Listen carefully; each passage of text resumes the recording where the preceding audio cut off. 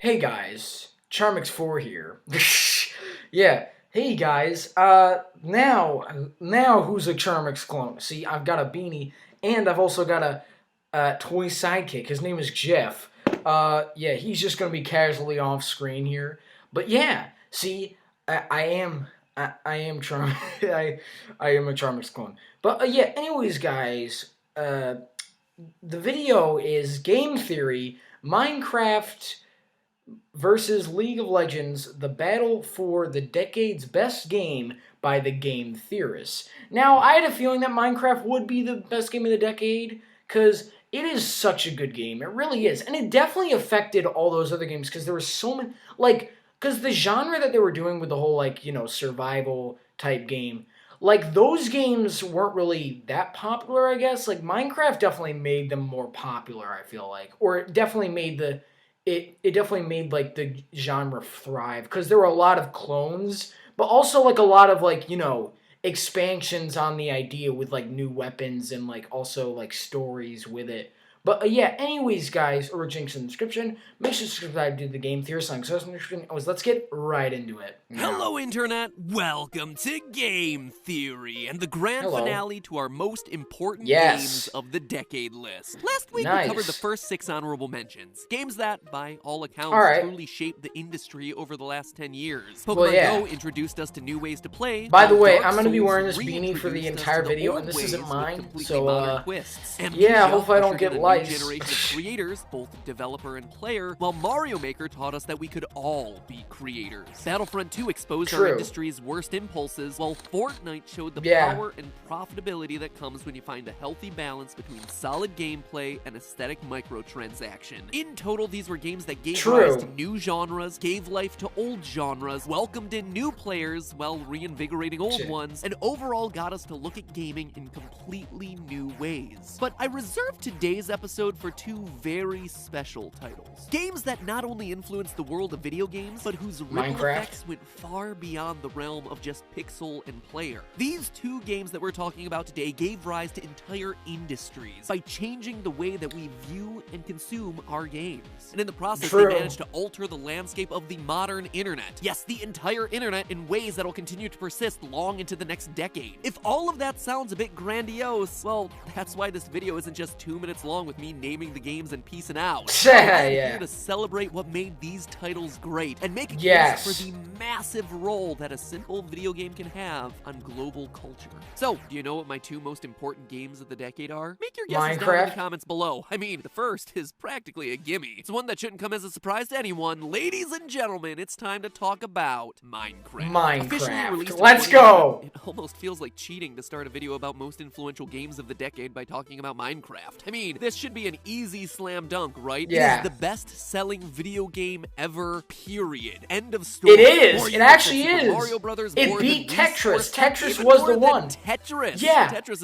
was the one. Days. I guarantee there's a hieroglyphic someplace on the Rosetta Stone where 4 blocks fit into place and clear a line. Here's a number for you, friends. 180 million copies sold. That's crazy. But what makes that number more impressive is that Minecraft is an indie game. Because Minecraft is literally it is. These days, it's easy to forget that I love indie games, by the way. I think AAA games are they're okay. Some can be cool, but some can just be kind of annoying. But indie games are really good. I love indie games. A bloated and stagnant games industry, giving rise to massive indie smash hits Cuphead, at Freddy's, Rocket League, and Cuphead. Minecraft stood out among the rest. I mean, lots of kids dream of one day growing up and creating their own video game, but stories like Minecraft's make the indie dream feel more tangible to creatives all around the world. In the process, Minecraft popularized an entire genre of building games. Some games obviously draw direct inspiration from Minecraft, like Terraria, Roblox, and Dragon Quest builders, not to mention dozens of other direct imitators. But you've got less obvious inclusions here as well. You've got a ton of other survival building games like Don't Starve, Subnautica, and Ark Survival. Even Fallout 4 decided to add a base building mode. Most of it is originating back to Minecraft, showing the world that's what I was saying at the start. To build things.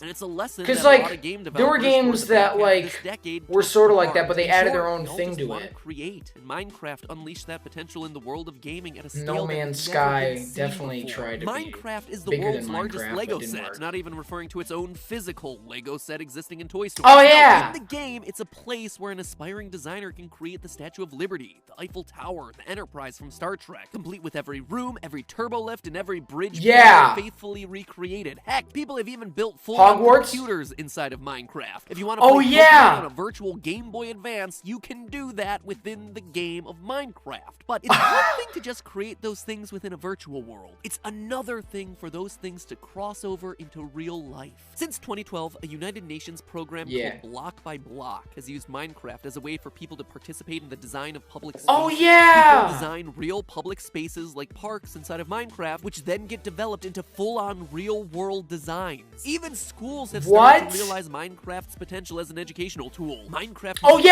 Educational Edition, where they teach elements, which I honestly do like the idea. Subjects like ecosystems and biodiversity. Well, I mean, I used it for Global that one time as well, with that one video. You guys should go check it out. Heflin? The most important games of all time. But there's one other massive thing that Minecraft's done that absolutely merits mentioning here, and that is propelling YouTube into the entertainment behemoth. Oh yeah! Now, I did a whole video about this back in 2017, but the TLDR is that way back in 2012, the YouTube recommendation algorithm changed to reward videos for watch time. In other words, the amount of minutes that you spent watching a video. So videos that were entertaining, long, and easy to produce totally overperformed on the platform of YouTube. And as a result, video game content surged. But of all that content, Minecraft was the That's why one some that content creators Whether it was don't really enjoy storytelling, parody because, songs, like, or animating. they're just really Minecraft's toolset was a perfect palette for the way that new YouTube functioned. It occupied most of the homepage. It filled most recommended videos. Channels grew to tens of millions of subscribers in a matter of months. Minecraft was suddenly the second most searched for term on the platform, right behind music. Eventually, YouTube had to take matters into its own hands and heavily nerf the appearance of Minecraft from across the platform. But by that point,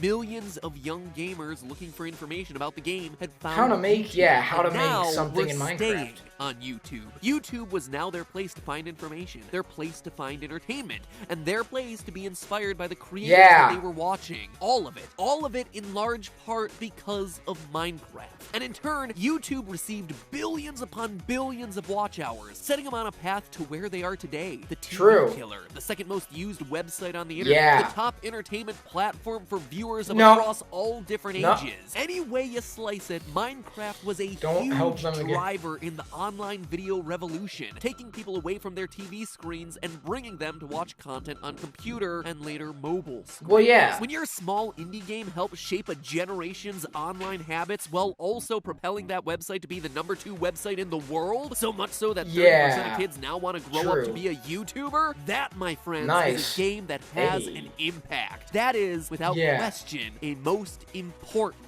game. It definitely is. It definitely is. So, having said all of that, what could possibly rival Minecraft in terms of impact? What other game from this decade could possibly come close to shaping not just gaming, but the entire world as much as Mojang's little indie masterpiece? Please don't get mad at me, Dota fans, but I gotta say, League of Legends. League of Legends. You see, the past decade's online video revolution wasn't just limited to people recording and uploading videos to YouTube. It was also the decade where we saw the birth of online streaming. And while many other streaming services existed prior to 2010, League of Legends did help streaming.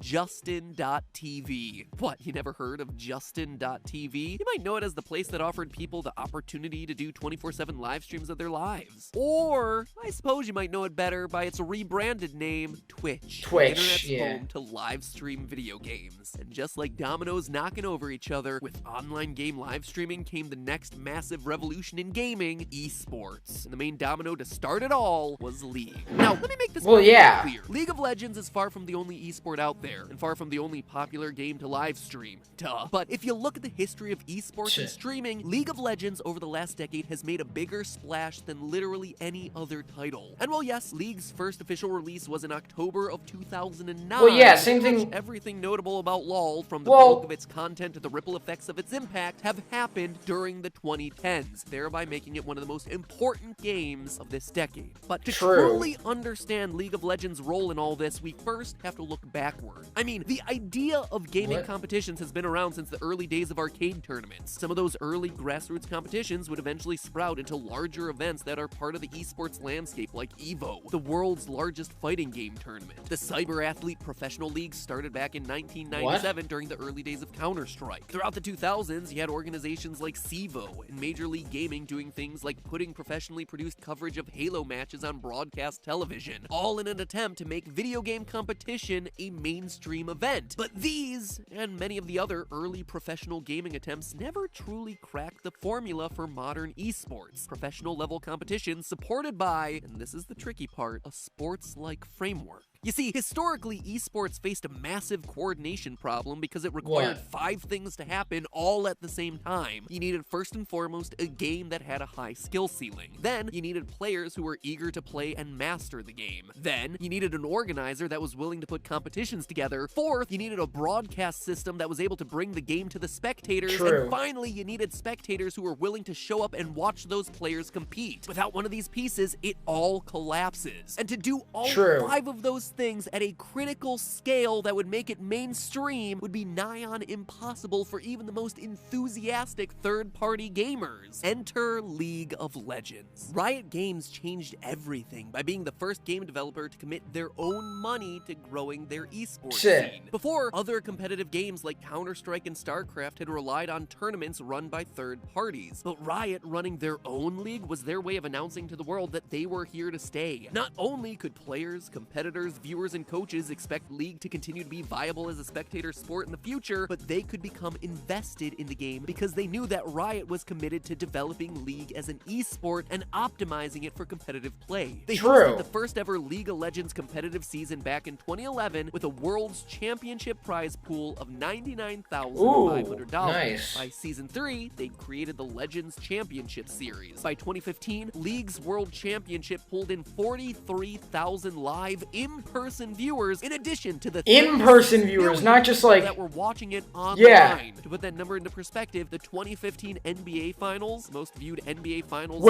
ever to air on ABC, pulled in an average of less than 20 million viewers. When your video game is pulling in more viewers than mainstream sports, I'd say that's a pretty big deal. In short, Riot had pioneered a model for any game looking to become an esport, and it's a model that we now see repeated in the space over and over and over again by Clash of Clans, Overwatch. And yes, let me cover my butt here and say this. It's worth mentioning that League's first championship was in June of 2011, and Valve announced and later held their first edition of the big Dota tournament, the International, 2 months later. Was it inspired by League? Can't say for sure. And well, yes, the International now has insane dollar amounts for its prize pool. League of Legends really does have the first mover advantage here, so I gotta give it to League. But of course, there's more here. This isn't just a story about who did the esports first. League of Legends tops this list of important games alongside Minecraft because its foray into esports ended up at the perfect time. At the same time that the game was really coming into its own competitively, video game live streams were entering the mainstream, which of course means it's now time to talk about Twitch. Live streaming was just what League of Legends really needed to take off as an esport, and an esport like League was just what live streaming needed to bring an audience to its platform. Watching players practice, grinding game for hours on end to refine their technique has been the lifeblood of Twitch since the beginning, and what helped cement it there was League of Legends. In December of 2012, Twitch published stats showing the most viewed game on the platform.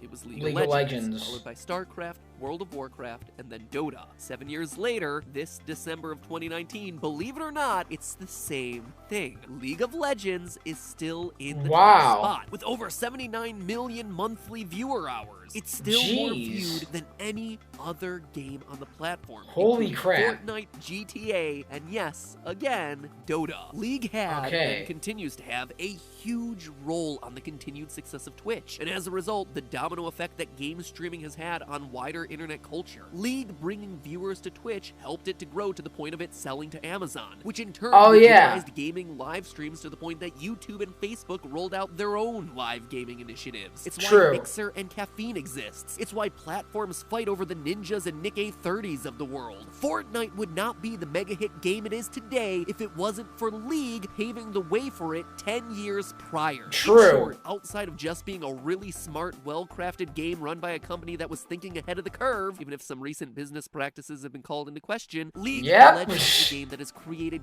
countless careers, not just for esports players, but for streamers, broadcasters, Tyler. analysts, production Is that staffers, Tyler? coaches, and many, many more. Some games shape existing industries, but League of Legends is a So game yeah, that League can of actually Legends play clearly with won a because it was pivotal the role one in that creating a came brand new after. one. And for League to still have itself over 100 million active monthly players 10 years after its launch, that, my friends, is what I would call an important game of this And if you're decade. thinking about it, Who knows? Minecraft, Maybe like, the one that'll be able to it stay came important and then into the kind of next. left, but So, then it there did you have came it, back, so that theorists. was My a thing. top 8 most important games of the decade. Why did I choose 8? Well, as I thought about the list, those were just the games I settled on. I didn't really go in planning for a certain number. So what do you think? Did I miss a game that obviously was deserving on this list? I promise it isn't personal. The world of gaming is vast enough that I could list dozens of games and still leave out honestly, important I entries. But if think, there's a game like, that you really think yeah. deserved more credit than it got, scroll down the comments Honestly, section below and let me know. Smash Maybe put it was a in good future one. video. Undertale I've Who been knows? playing. I thought That very one's a seriously great about Skyrim. game, Skyrim is the one and that I just love it. missed I the list. actually Basically, really I was love giving it. Skyrim a place on this list for really forwarding the whole open world concept to mainstream, but it existed in large part before Skyrim, and honestly, as we move into 2020s, people have already moved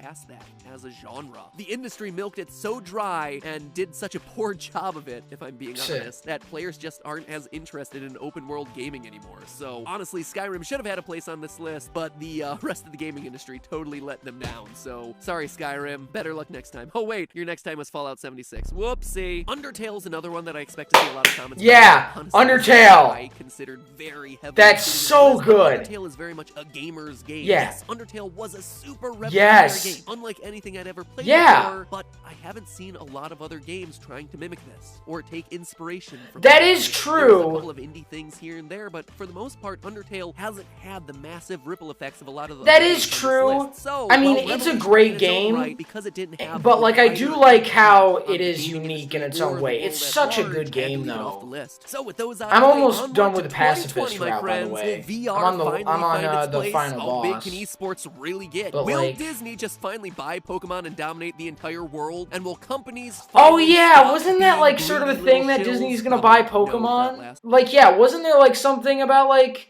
that, yeah, they were gonna buy Pokemon? Yeah. Didn't they say they were gonna buy Pokemon or something like that? Like somebody said that, I know that. But yeah, this was a really cool video. I really liked it, honestly. I really did enjoy it. Hope you didn't enjoy this little video. And yeah, honestly, guys, if you want me to keep wearing the beanie, then yeah, comment that down below if you guys still want me to be even more of a Charmix clone. But yeah, anyways, guys, enjoy, leave a like and subscribe, make sure to see you in the next one. Bye!